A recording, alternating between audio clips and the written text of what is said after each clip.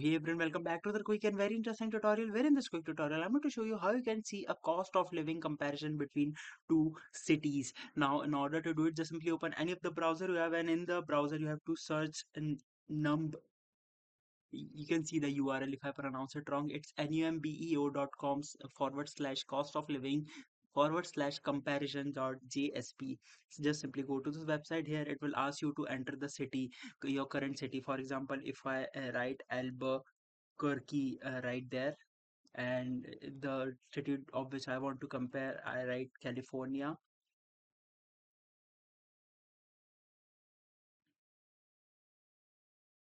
Right there, and just simply hit compare to compare the statistics of both the city. Here you can see California is 3.2% higher than Albuquerque in the living expenses. Here you can see the detailed chart of everything: the transportation, the markets, the utilities, the sports and leisure, the childcare, everything that you want. Alright, so that's it for this tutorial. I hope this video will be helpful for you. Make sure to hit the like button and subscribe button for more such helpful and interesting tutorials. See you in the next one. Take care.